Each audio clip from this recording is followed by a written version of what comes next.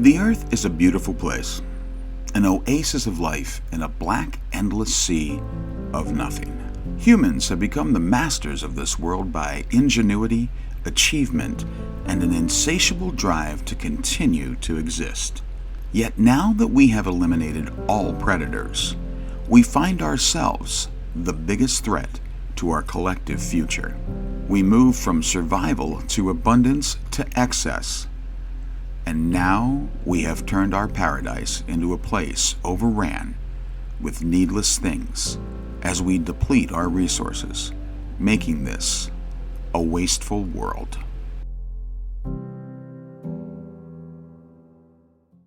Food minimalism is an extension of minimalism in general. A minimalist is not a person that sits on the floor and owns nothing. They do not buy for the sake of owning. And they only own things which bring value to their lives or are an actual necessity. They avoid things that are poorly made to save a few bucks, and they can do that because they're not spending on things of no value. It is the same for food minimalists. As an example, a food minimalist might just make coffee at home and save the $120 a month that is spent at Starbucks. Since that $1,440 a year would be better spent on a very good home espresso machine and a minimum of 2 years' supply of top-shelf organic, non-GMO, fair-traded, and locally roasted coffee. They feed the economy. They just don't buy unneeded things. They do not shop to feel better. And when they shop for food, they keep to the walls of the store, buying fresh fruit and vegetables and protein that they cook at home. These things also have the least amount of packaging, which is just one of 1,000 times that food minimalism and conservation of resources meet. And when these things intersect, we know that we are on the right path. Unlike when we race out and fill our carts with processed, packaged, and dead foods that last a year in the cabinet. Which brings us to the Twinkie. There can be no one out there that thinks that Twinkies are food. Everyone over the age of 10 must have been told by now that they're nothing but trash. Yet, we make over 1 million Twinkies a day and sell over 420 million of them a year. They are completely unnecessary, loaded with chemicals that damage cell structure, damage your heart and digestion, and make you fat and sick. In fact, Twinkies have the distinction of being only one of a handful of things that are still made with beef tallow, which is beef fat. What a yummy snack. Aside from the health issues, which should be obvious that there are plenty, there is a hidden epidemic that is damaging our world from these unnecessary foods. Let's take a look at the rest of the Twinkie. They weigh 1.4 ounces. That's 37.8 million pounds of Twinkie weight that needs to be shipped. To put that into perspective, that's the same weight as 10,000 mid-size SUVs. And that's just the final weight on the product. The materials needed to make them must be shipped to the factory, all by trucks of all sizes, some trains and even small vans, all needing fuel to make the trip.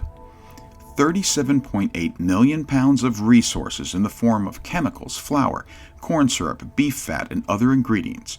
Then, 400 million plastic wrappers made from petroleum and 400 million cardboard boxes with chemical glue and chemical ink. Then we trash those wrappers and boxes in the landfill and wait 50 years for them to biodegrade. Our little snack cake is like a one-item wrecking crew for your body and the world. In a 52-week period ending March 3rd, 2022, the snack cake sales, just snack cakes, not pies or muffins, brought in $4.4 billion in sales. And to put that number into perspective, the NIH annual budget for diabetes research in 2021 was only $1.1 billion.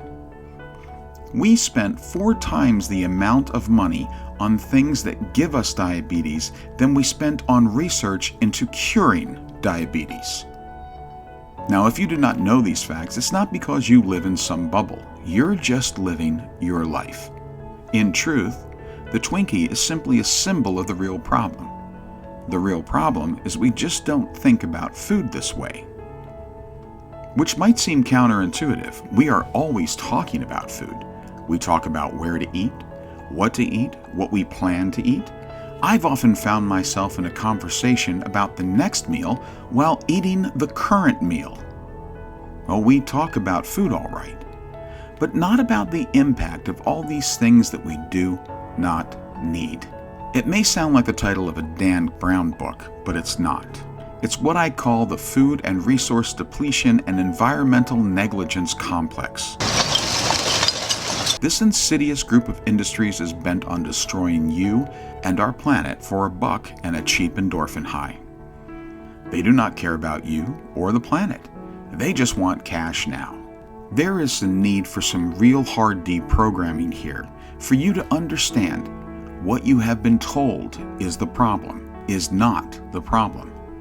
For our first lesson, you have grown up in a world where cars are the enemy, gas is the enemy, the pollution from cars are the enemy, but they're not. How is this possible?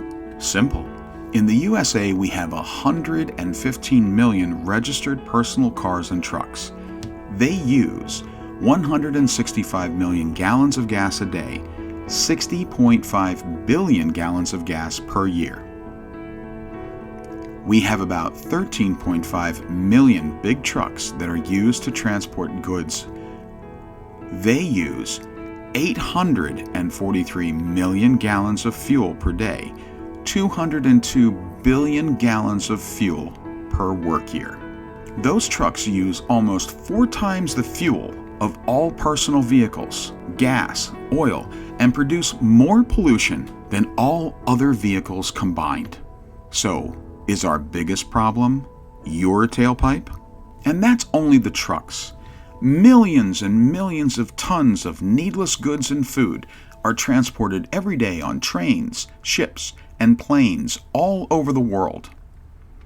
And the cost and resources for that transportation is unimaginable.